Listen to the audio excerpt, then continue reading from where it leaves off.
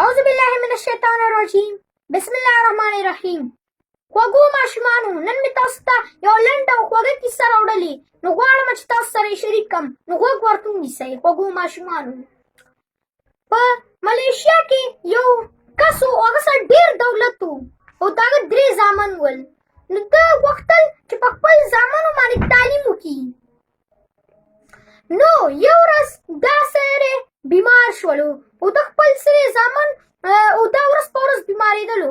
نو د خپل ټول زامن کاکا او ښځې راجمع کړل او ټولو زامنو ته یې پیسې ورکړلې او ټولو ته یې بېلې بېلې برخې ورکړلې، په ټولو باندې پیسې او سره دولت یې خپل وشیندلو. نو دا پلار یې ورته ویلي وای بچیان تعلیم به نه پرېږدئ، وای تعلیم به کوئ. نو چې کله یې پلار یو څو وخته بعد پلار یې مړ شولو او بیا دې بچیانو سره دا 2 مشران په دې کې ډېرو تعلیم پرېوستلو.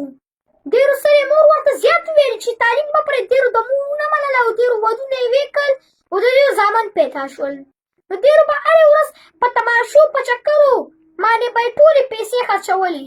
نو یو ورځ ډېر په نشو شول. ډېرو سره خپل ټول ګاډي، دولت، کورونه، ځمکې هر څه یې خرڅ کړل د نشو دپاره او ډېر سره هېڅ سم نه ول او بچي وږي ول. نو کشري نور تعلیم پرې نه وستلو، هغه بیا په پوهنتون کې داخله اخیستله. نو پوهنتون کې داخله اخیستل، د په کلي کې پوهنتون نه و، د کلیوال ډېر غریبانان ول. نو د خپل مور وایستله او لاړو کلي ته او کلي نه بیا ښار ته لاړو.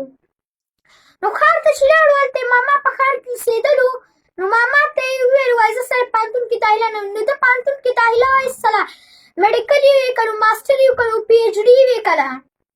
د هغې نه بعد ده سره یې ویلې خپلې مور ته راځه مورې کلي ته واپس ځو، وایي هلته زموږ کلیوال ډېر غریبانان دي، راځه د هغې خدمت وکړو.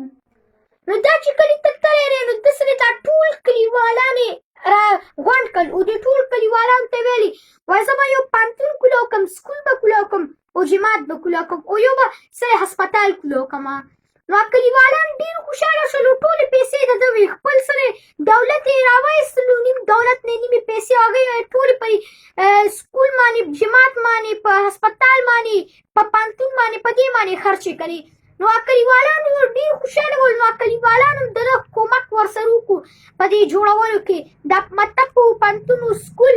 نو ده چې کله دا جوړ کړل، نو دا خپلې سره ادیر یې دغه کې ناست و، په آفس کې ناست و. نو دلته سره چوکیدار رالو چې وایي بار یو کس دی بې وسله دی ډېر او په بد حالت کې دی او د ستا نوم ولي، وایي تا سره یې کار دی. نو هغه چې کله بار ور ووتلو، ده چې ولیدل اوهو دا ډېر بې وسله دی او ډېر په تکلیف کې دی. نو هغه چې هغه سره یې ویل هله دا زما ورور دی.